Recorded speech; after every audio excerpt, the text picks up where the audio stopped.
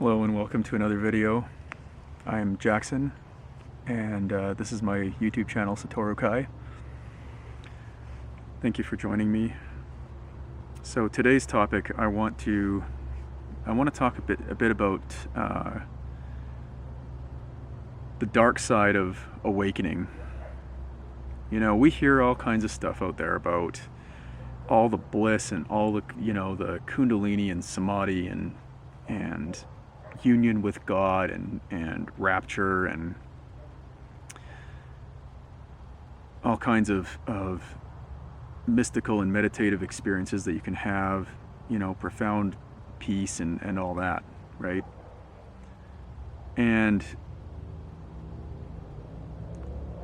that's the part that sells a lot, like the antidote to suffering and, the remedy to busy minds and inner stress and all that, right? And is that true? Yeah, it's true. A lot of that's true. You will have a lot of that happen. But they're it's not the whole story, it comes at a price. And so what is the price of being awake? What's the price? The price is that, I think a lot of people get into the spiritual path and some people have spontaneous awakenings, Kundalini, that kind of thing. Other people, they long for and yearn for an awakening and enlightenment for a lot of their life, and they strive toward it. And if it starts to happen for them, oftentimes we're not really prepared for what it is, because it's so radical. It's so radical compared to the egoic state. It kind of can turn our life upside down, Imagine having your whole worldview destroyed. Everything that you believe to be true just totally annihilated.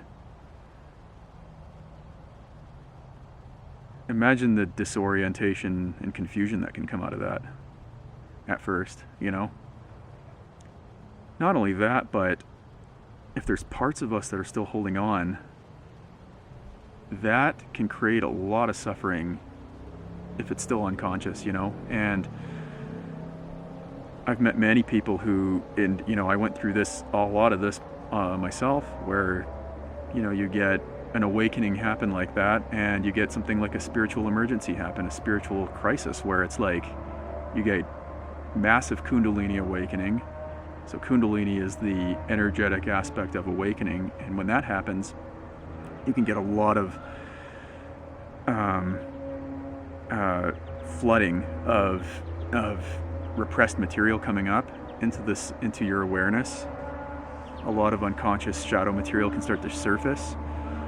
You can have all kinds of bizarre energetic vibrations permeating through your body. You can get all kinds of strange contractions and tensions and weird symptoms happening, all kinds of really bizarre mystical experiences happening too. All kinds of other dimensions of being can open up, and it can be quite intense, actually quite intense. And a lot of us aren't prepared for that. A lot of us have problems with grounding, so I'd say, like, what's the dark side of awakening? Well, that dealing with the energetic aspect of it can be overwhelming. You can get all kinds of energy that can rise into the heart, it can rise into the head, and if we don't have proper somatic grounding, if our constitution isn't strong, if we don't have good meditation practices or good teachers to help ground us and help us to get balanced again, it can be quite destabilizing. People can experience all kinds of almost mental health related issues arising out of this. So it does come with its risks. And not only that, but all the psychological material that is unprocessed can flood. And it can get quite overwhelming.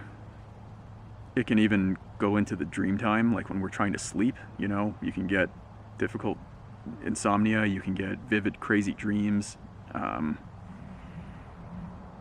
And it can really get quite wild. And especially for people who just have awakenings spontaneously happen when they're not expecting it or whatever. And that can happen for a variety of reasons. Sometimes people take plant medicines and this happens. Some people do unsupervised meditation and it will happen. For some people, it's near-death experiences can trigger it. All kinds of things can trigger it. And so this is why the approach I'm offering here is very focused on foundations. And what the foundations do is they allow you to be able to get grounded, you know. It's all about strengthening the physical constitution, you know, the hara, the dantian, right? Having a good amount of energetic strength there so that you can ground. So you're not getting energy rising into the head and burning your brain and all that. But also, just so that you understand correct meditation and how to learn how to be with this stuff that's arising so that it can be integrated properly and processed properly. And a lot of people, you know, like they get totally, like they get into this part of the awakening where it's just like totally not what they thought it was going to be. Like, where's all the peace and where's all the bliss and where's all the good parts? You know, some people just get totally overwhelmed and they're just like, wow, that was a bad idea, or whatever, and it's not what they wanted. But it comes down to a point where it's like, well, do you have a choice now, though? Do you have a choice but to be with what is there? And, you know, this is sometimes called like a dark night of the soul or a spiritual emergency, and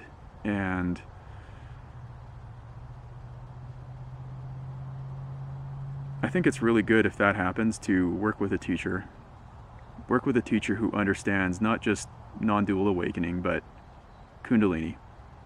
They understand it. They've been through it. They have training, maybe from their master or whoever, their teacher.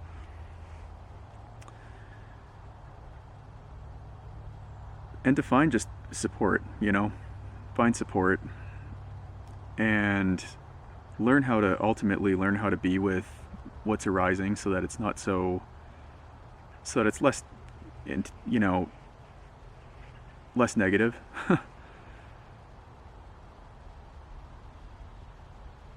And ultimately, I think that during the process of awakening, a major shift I've seen people go through and that I went through myself was just learning that you need to turn toward that, what is difficult in your experience right here, right now, and allow it to be seen, allow it to be felt, you know, give that presence to yourself. Give it to yourself. Don't deny parts of yourself. Just allow it to, don't believe anything that your mind is telling you, you know. Ultimately, you have to learn, this is ultimately a surrender game at the end of the day. You know, you've got to be able to surrender, and people, you know, we all want to have a technique to get through it. What's the secret? You know, what's the secret to getting through the dark night of the soul? You know, what's the secret to getting through Kundalini awakening that's, you know, turned into a spiritual emergency? What do I do, you know? Let me tell you, there is no secret antidote to that. It's really just more of the same foundations. You have to learn how to be with that stuff, and you have to learn how to surrender to what's happening. You have to surrender to the present moment and allow what is coming up to come up. Allow yourself to feel fully what it is that you're feeling and let it go. And you kind of have to learn this state of non-resistance and non-attachment, and not be having expectations or having expecting something to come out of that. You have to lose all expectations. You have to totally lose all mental fixations, including I want to feel better, including I don't want to experience this. I'm going to do such and such practice so that I can, go from point A to B and get out of this. It's not going to work that way with Kundalini. You have to surrender that too, and not try to get anywhere. It's like you have to allow yourself to really be totally defeated. And because you can try as much as you like with Kundalini, but trying to force something to change, or trying to make something happen, or fix something through effort, it's not going to work. You have to face it, and you have to allow it to move through you. And that's where a teacher can come in handy. A teacher can help you with that. And I think the orienting principles of orienting virtues toward truth, and I found that just working with grounding practices is really useful. It's very, very useful.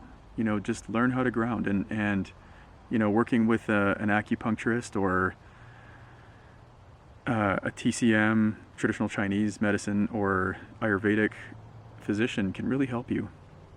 It can help strengthen the constitution. It's not going to be a remedy in and of itself, but it'll support the process and help get you less out of whack, basically. So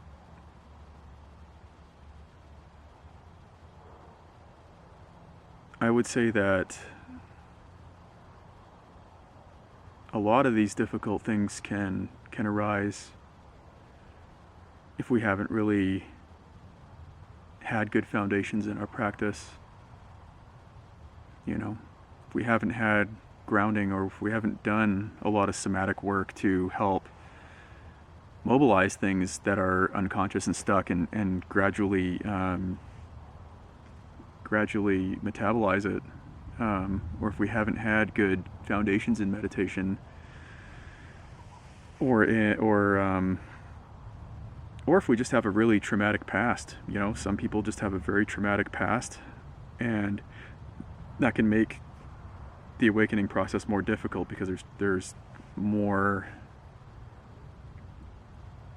frozen trauma in the form of emotion or fear stuck in the nervous system that needs attention, right? So working with a counselor can be very helpful. I found journaling to be useful too. Journaling in that, you just express what it is you're feeling, and you can, and a journal where you can tell the truth about your whole day and your whole life, and not embellish it, not tell half-truths, but you just tell the whole truth. Another approach that I've seen be useful, just for spiritual practice in general, but also for this, is lucid dreaming. Lucid dream meditation and dream work can be helpful too. I'll do another video on that at some point, but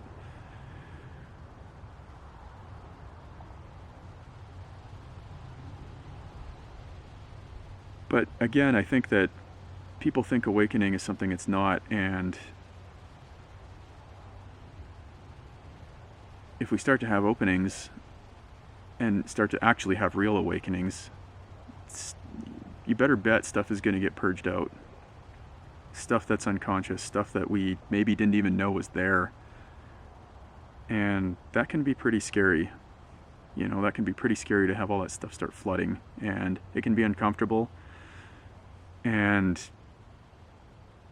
But rest assured, that is just part of the process too. It's part of the process, and there's no shame in working with a teacher, or joining a good sangha or having a good psychologist to work with, even, who understands spiritual awakening. There's no shame in doing that. It's probably the best thing for you. You know, I would stay away from anything that's going to make it worse. You don't want to destabilize the energy, right? That can be really bad if that happens. So avoiding substances and drugs and psychedelics and things like that is probably a good idea. Don't use any of that if you're in one of these crises. And, you know, avoid things that are hard on your system. Don't smoke, don't drink caffeine, don't have stimulants, right? So the path can have a lot of difficulties with this. It's very normal. It's very normal for material to come up that is repressed and to have difficulty at certain stages in this. It's totally normal. But just stick with the foundations and stick with allowing yourself to fully open to that stuff and feel it. And I have created an entire system of meditation and shadow work that emphasizes foundations. And I'm not going to say too much about it now, but it's a recursive system that works in a spiral, and it really helps one to master meditation and to have a good approach for shadow work, and it does this by having really good foundations built into it, so that there's a lot of safeguards, and it actually makes the process more a lot easier to metabolize and a lot easier for it to be smooth. So I am writing a book about that. That book will be out soon. I'm going to make some more announcements about that in the future.